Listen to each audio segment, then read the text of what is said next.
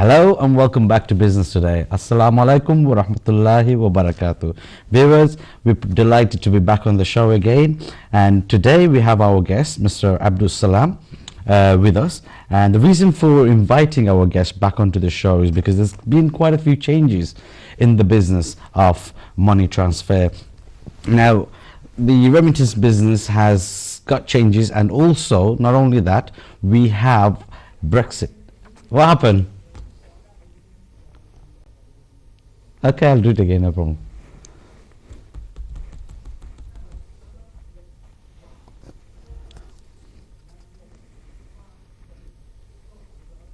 Hello and welcome back to Business Today. Assalamu alaikum wa rahmatullahi wa barakatuh. Viewers, today our program is all about remittance and money transfer. Now, there is a reason why we're doing the show again, and we've invited our guest, Mr. Abdul Salam, back onto the show. The reason for that is because there has been quite a few changes in the regulations in the remittance business. Not only that, we want to find out a bit more about the effects of Brexit and also the success Mr. Salam has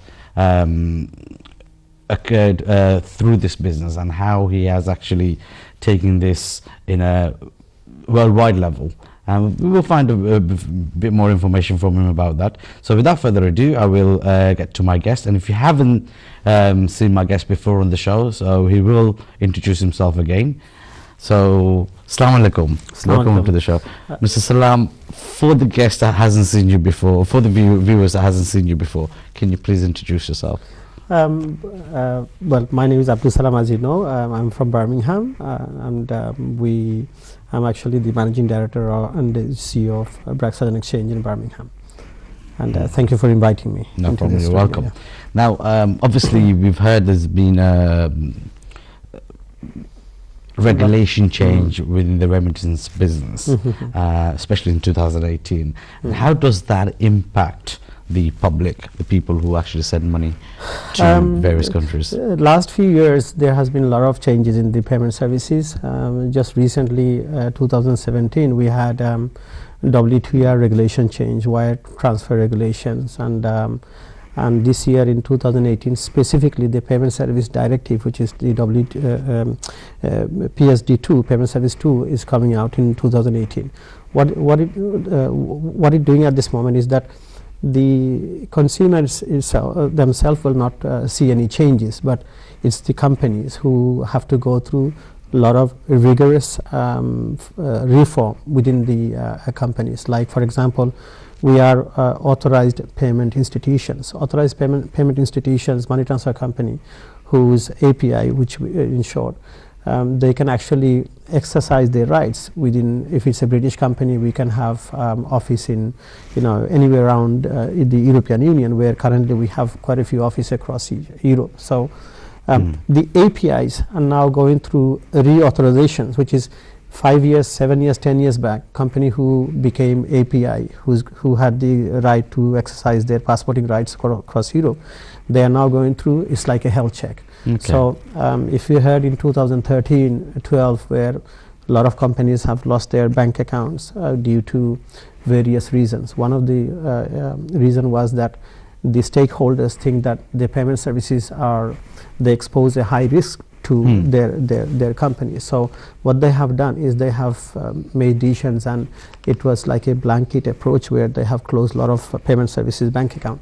Now the regulators, the Financial Conduct Authority and the relevant authorities are saying that, look, this should not be the approach, because you are basically killing their competition. So this year they are basically what we call that is reauthorization, so that they check the individual companies structure, right? How they are, would they have enough human resource, or if there is a risk, have they got the means to mitigate the risk, money laundering risk. Also, they see the IT strength that a company have, if you can, detect, tackle the what we call the risks of associated to the company. So that is basically, once that is done, then there might be some changes coming in the industry where people may have the right to have bank accounts. That's not sure yet, but then the regulators would have would say to the stakeholders like the banks, like, look, we have done health checks to these companies and they should have right to bank accounts. So this is the changes, but saying that the market itself, I mean, as you can see, it's going global. From the traditional remittance, like our culture is that a lot of people we send remittance to Bangladesh with cash. So what these the regulators are trying to do now is to motivate people to send remittance through banking channels, or not coming to agents with cash. Why don't you have transfer money from your bank accounts to the money transfer companies, and then the companies would transfer funds to your beneficiaries. So we will see a lot of changes in the regulations, and I think this is something is good for everybody. I mean, we say sometimes that the more regulatory changes, more stricter the regulation is, it's worse. No, it's good, because ultimately the regulators' main concern is to protect the consumer. As a business, is it better for you, or is it going to be a little bit more difficult? No, because I mean, when I can remember first when I started the business in 90s, a lot of companies at that time never used to do when you say know your customer, where you used to ask for people names, date of birth and so on. At that time asking somebody date of birth was like, some people, customers, used to get offended. So because you are actually creating a profile of a remitter where you are safeguarding the person, right, so that someone else doesn't abuse your accounts. So I think the more stricter the regulations is, more it's better for the consumer and for the customers. Now another concern,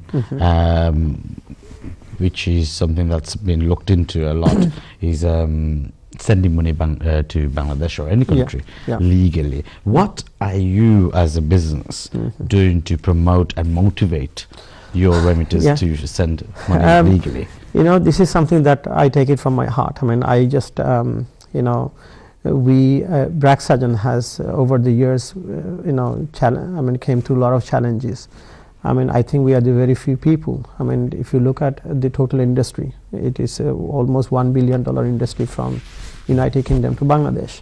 Now currently we have almost over 30% of the market share. I mean, competition in United Kingdom is one of the fierce in the whole European industry, in whole Europe.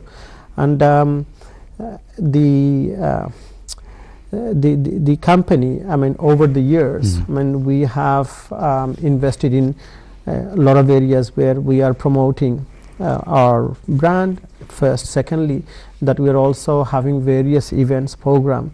We also put ads on the papers that to avoid sending remittance through illegal channels, because when you are sending remittance through illegal channels, your funds are not recorded. So if something happens over the time, like when you are giving some money to someone and then he or she doesn't deliver your money to Bangladesh, then you don't have no legal base, you cannot claim.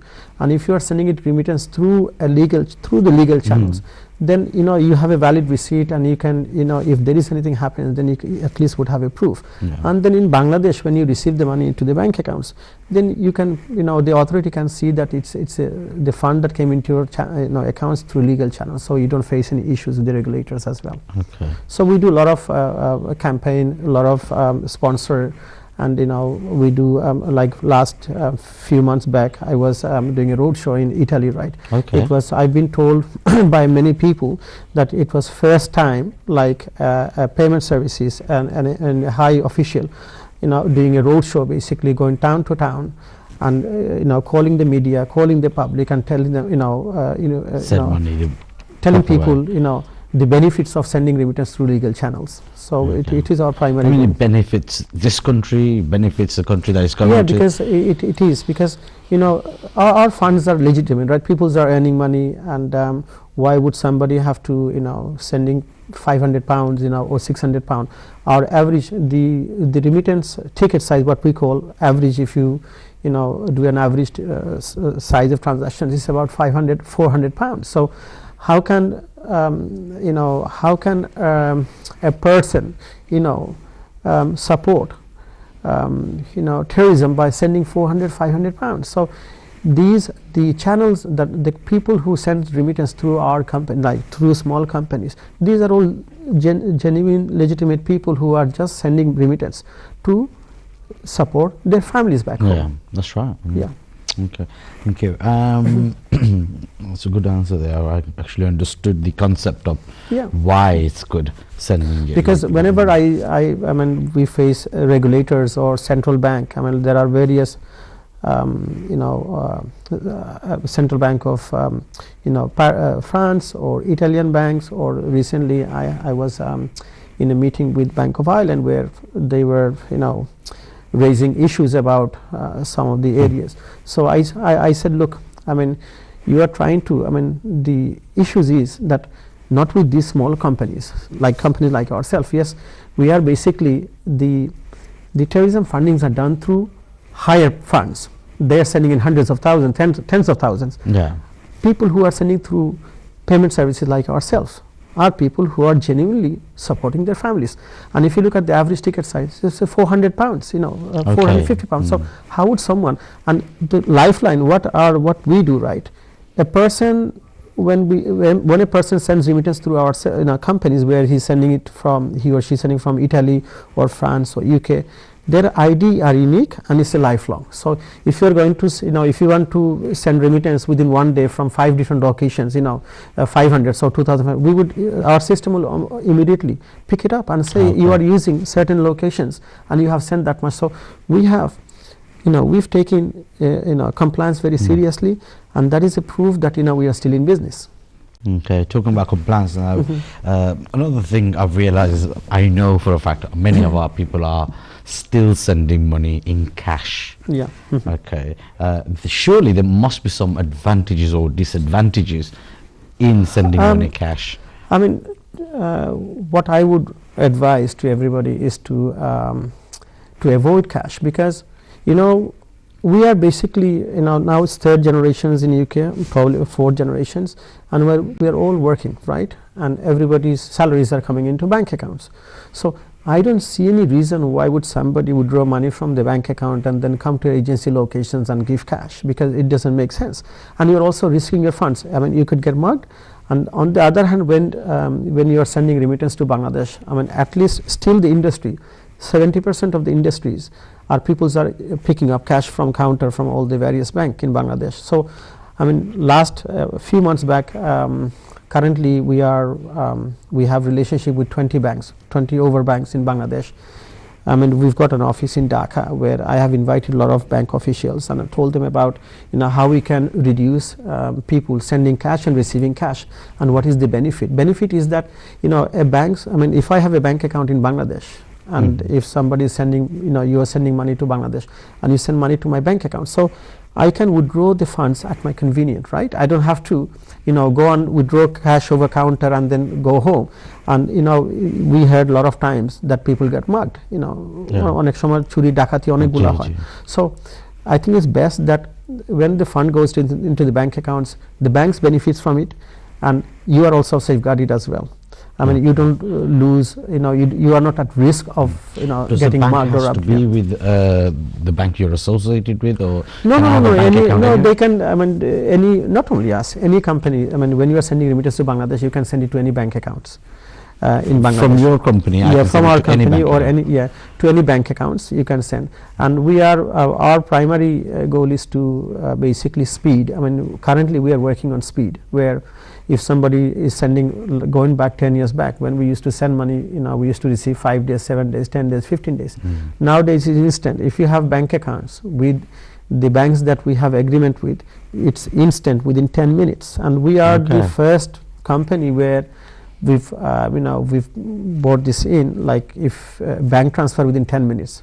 Western Union used to say, within 10 minutes they used to deliver anywhere around the world, but it's cash to cash. You're sending cash, you're receiving cash. But we were the first company to bring this service in as 10 minutes bank transfer, and we are expanding our network in Bangladesh.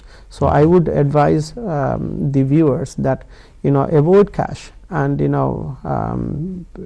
do bank transfer from your accounts to the agents who are there sending remittance through, and then receive it in the bank account in Bangladesh. So this way you're not risking your funds as well. Okay, thank you very much. Now I'm just going to go into a break, so viewers, please stay tuned and we'll see you after the break.